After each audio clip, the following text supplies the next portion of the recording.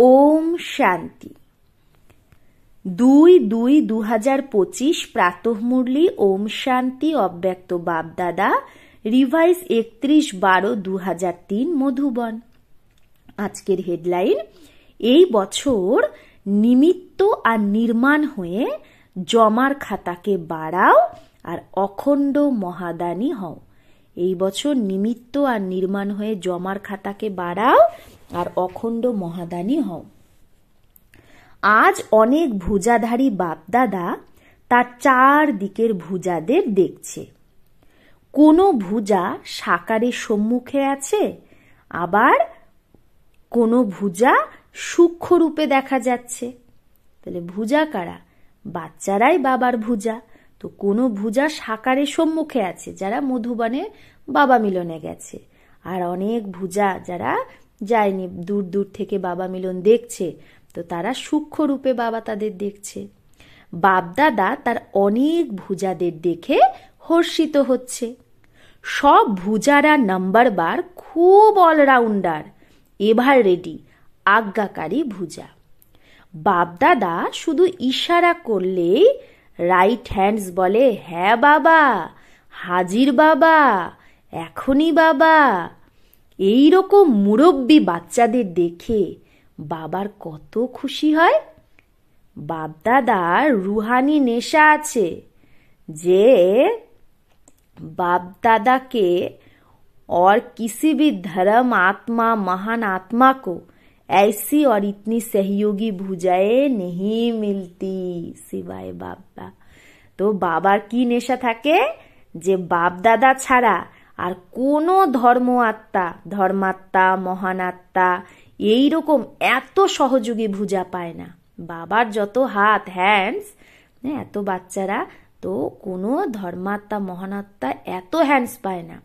দেখো, সারা কল্পে চক্কর লাগাও, এইরকম ভুজা কেউ পায়? তো বাপদাদা প্রত্যেক ভুজার বিশেষতা দেখছে, মানে প্রত্যেক ব্রাহ্মণাত্মার বিশেষতা দেখছে। সারা বিশ্ব থেকে সিলেক্টেড বিশেষ ভুজা তোমরা। সারা বিশ্বে কত আত্মা আছে, তার মধ্যে থেকে বাবা আমাদের সিলেকশন করেছে। কত কম আত্মা আমরা, যাদেরকে বাবা সিলেক্ট করেছে, তাহলে আমরা বিশেষ ভুজা, পরমাত্ম সহযোগী ভুজা। তাহলে আমরাই সেই বিশেষ আত্মা যারা পরমাত্মার কার্যে সহযোগী হতে পারি। দেখো, আজ এই হলে কতজন পৌঁছে গেছে। আজ হলে 18,000-এর থেকেও বেশি ভাই বোন বসে আছে। সবাই নিজেকে পরমাত্ম ভুজা অনুভব করছো, যে আমি পরমাত্ম ভুজা, মানে বাবার হ্যান্ডস, ভগবানের হ্যান্ডস। তাহলে নেশা আছে না? বাপদাদার খুশি হয় যে 4 দিক থেকে নতুন বছর মানানোর জন্য সবাই পৌঁছে গেছে। তো এটা ডিসেম্বরের লাস্ট দিনের মুরলি। কিন্তু নতুন বছর কি মনে করায়? নতুন যুগ, নতুন জন্ম। যত অতি পুরানা লাস্ট জন্ম হে, উতনা হি নয়া পহলা জন্ম কিতনা সুন্দর হে। যতই পুরানো লাস্ট জন্ম অতি, যত বয়সী হোক জন্ম, কিন্তু নতুন প্রথম জন্ম কত সুন্দর। ইয়ে শ্যাম অর্ব সুন্দর। বাবা বলছে তোমার এই লাস্ট জন্ম পুরানো হয়ে গেছে, শ্যাম, আত্মাও শ্যাম, তো শরীরও শ্যাম। আর পরের নতুন জন্মটা কত সুন্দর হবে আমাদের, সুন্দর, আত্মাও সুন্দর, তো শরীরও সুন্দর। এত স্পষ্ট আমাদের কাছে এটা, যেন কি আজকের দিন পুরানো বছরও স্পষ্ট, আবার নতুন বছরও সামনে স্পষ্ট। তো এইরকমই নিজের নতুন যুগ, নতুন জন্ম স্পষ্ট সামনে আসে।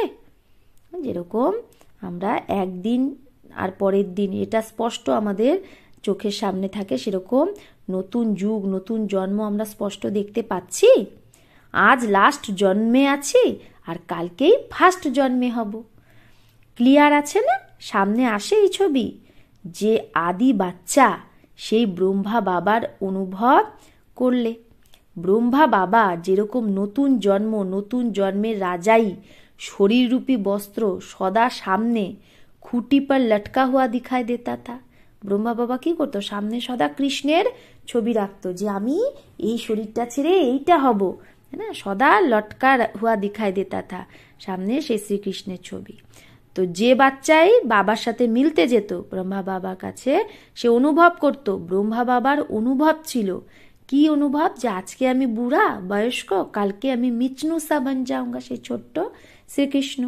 ইয়াদ আছে না যারা সাকার ব্রহ্মাকে দেখেছে, পুরানো যারা, তাদের ইয়াদ আছে?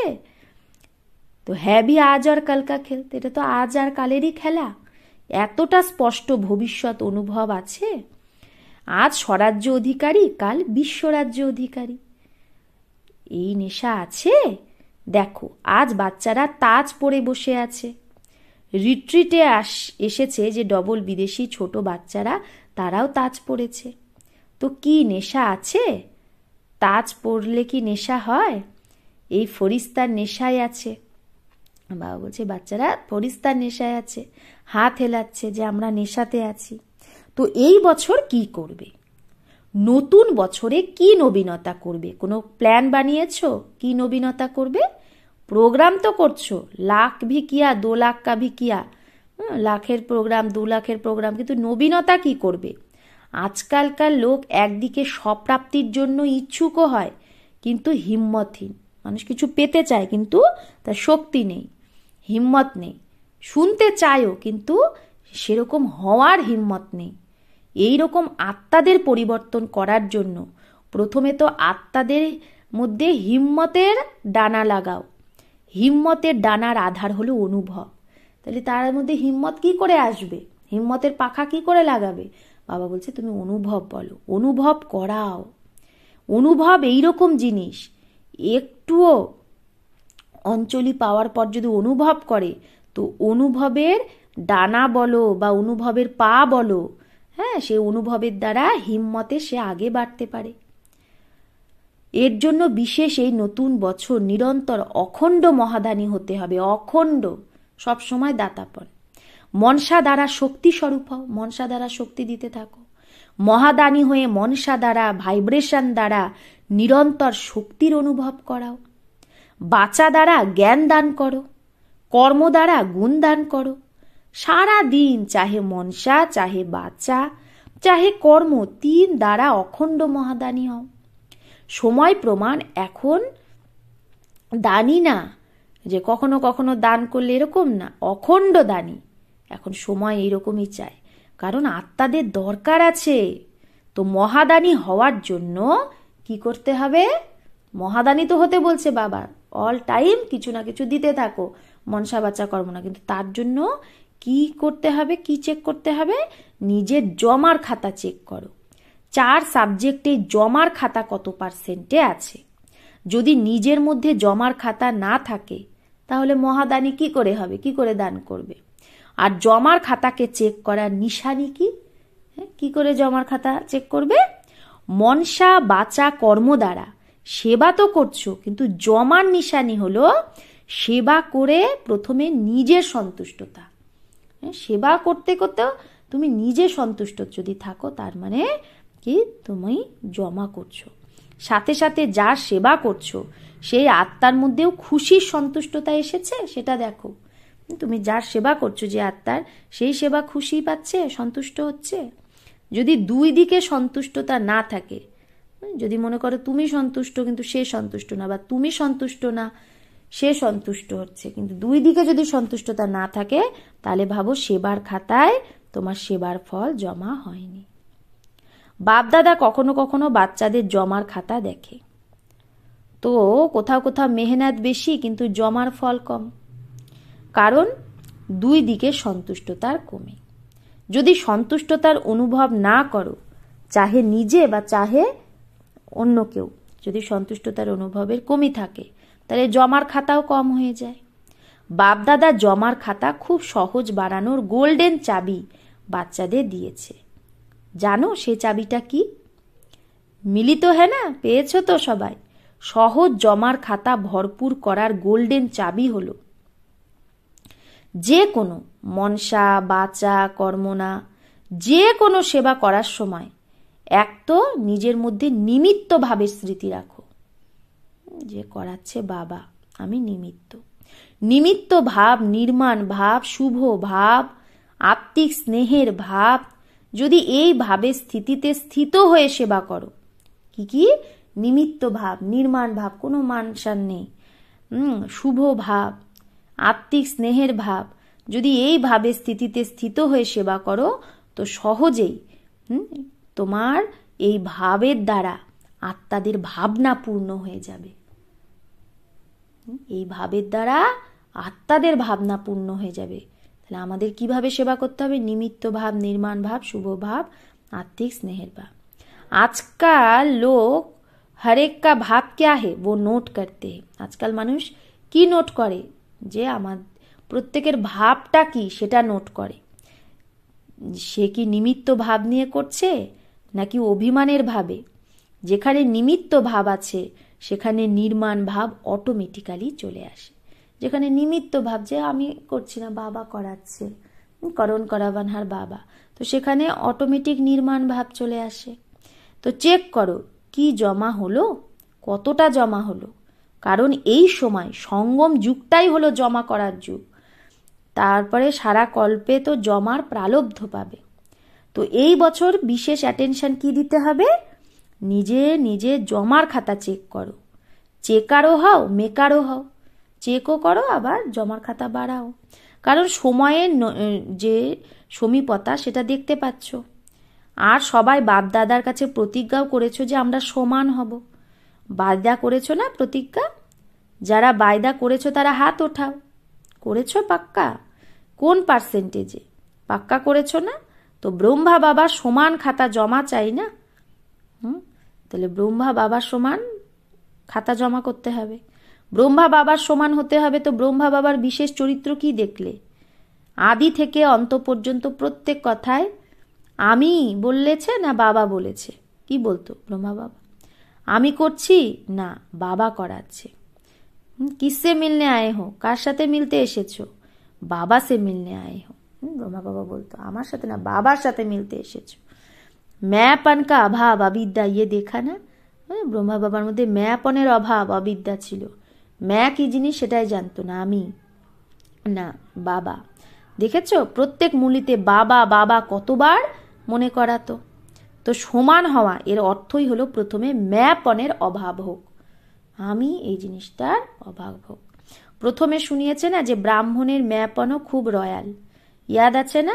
শুনিয়েছিল না বাবা? সবাই চায় যে বাপদাদার প্রত্যক্ষতা হোক, বাপদাদার প্রত্যক্ষতা করুক। প্ল্যান অনেক বানাও, ভালো প্ল্যান বানাও, বাপদাদাও খুশি হয়। কিন্তু এই যে রয়্যাল রূপের ম্যাপনের প্ল্যানে সফলতায় কুছ পার্সেন্টেজ কম কর দেতা। এই যে যখন রয়্যাল রূপের ম্যাপন চলে আসে তো সেটা যেটা তুমি প্ল্যান করছো সেটা সফলতায় কিছু কম হয়ে যায়। ন্যাচারাল সংকল্পে, বলে, কর্মে, প্রত্যেক সংকল্পে বাবা বাবার স্মৃতি যেন থাকে। ম্যাপন না, বাপ দাদা করাবানহার করাচ্ছে। জগদম্বার এটাই বিশেষ ধারণা ছিল। জগদম্বা স্লোগান মনে আছে? পুরানোদের মনে আছে নিশ্চয়ই। আছে মনে? বলো কি বলেছিল জগদম্বা মাম্মা? কি বলতো? হুকুমই হুকুম চালা রাহা হ্যায়। বাবা হুকুম চালাচ্ছে, এটাই ছিল বিশেষ ধারণা জগদম্বার। তো নাম্বার নিতে হলে, সমান হতে হলে ম্যাপন যেন শেষ হয়, মুখ থেকে অটোমেটিক বাবা বাবা শব্দই যেন বেরোয়। কর্মে তোমার সুরাতে, চেহারায় বাবার মুরাতে যেন দেখা যায়, তবেই প্রত্যক্ষতা হবে। বাপদাদা এই রয়্যাল রূপের ম্যায়ের গীত খুব শোনে। আমি যেটা করছি সেটা ঠিক, আমি যেটা ভাবছি সেটা ঠিক, এটাই হওয়া উচিত। এই ম্যাপান ধোকা দিয়ে দেয়। সোচো ভালে, ভাবো ঠিক আছে, কাহো ভালে, বলো ঠিক আছে, কিন্তু নিমিত্ত আর নির্মাণ ভাবে। এই কথাটা বলতে হয়, কিন্তু সেটা কহো কিন্তু নিমিত্ত আর নির্মাণ ভাবে। বাপদাদা প্রথমেও একটা রুহানি ড্রিল শিখিয়েছিল। কোন ড্রিল? এখনই মালিক, এখনই বালক। বিচার দেওয়ার সময় মালিক পান, মেজরিটির ফাইনাল হওয়ার পর বালক পান। বাবা বলছে যখন কোনো তুমি বিচার দেবে, রায় দেবে, তখন মালিক পান, মালিক হয়ে। আর যখন মেজরিটির দ্বারা কোনো কিছু ফাইনাল হয়ে যাবে তখন তুমি সেখানে বালক হয়ে যাও। এই মালিক আর বালক, এই রুহানি ড্রিল খুব খুব দরকার। শুধু বাপ দাদা 3টে শব্দ শিক্ষার ইয়াদ রাখো। সবার ইয়াদ আছে? কি কি? মনসায় নিরাকারী, মনসায় কি? নিরাকারী। বাচায় নিরহংকারী, আর কর্মে নির্বিকারী। মনসায় নিরাকারী, বাচায় নিরহংকারী, কর্মে নির্বিকারী। যখনই সংকল্প করো তো নিরাকারী স্থিতিতে স্থিত হয়ে সংকল্প করো, আর সব ভুলে যাও, কিন্তু এই 3টে শব্দ ভুলো না। এই সাকার রূপের 3টে শব্দের শিক্ষা তোমাদের গিফট। সাকার ব্রহ্মা বাবা শরীর ছাড়ার সময় এটাই বলেছিল না, অব্যক্ত হওয়ার সময়, নিরাকারী, নিরহংকারী, নির্বিকারী। তাই বলছে যে এটা গিফট দিয়ে গেছে এই শিক্ষা। তো ব্রহ্মা বাবা बाप से साकार रूप में भी प्यार रहा। বাচ্চারা ব্রহ্মা বাবাকে সাকার রূপেও ভালোবাসত। এখনো ডবল ফরেনার্স কেউ অনুভব শোনায় যে ব্রহ্মা বাবার প্রতি খুব ভালোবাসা আছে, দেখিনি তাও ভালোবাসা আছে, হ্যাঁ না?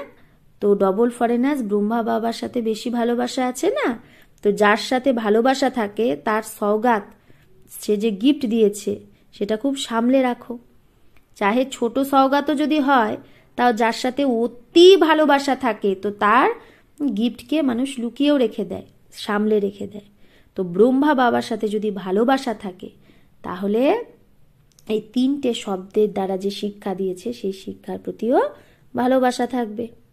এতে সম্পন্ন হওয়া বা সমান হওয়া খুব সহজ হয়ে যাবে। যদি এই শিক্ষাটা মনে থাকে তাহলে সম্পন্ন হওয়া বা বাপ সমান হওয়া সহজ।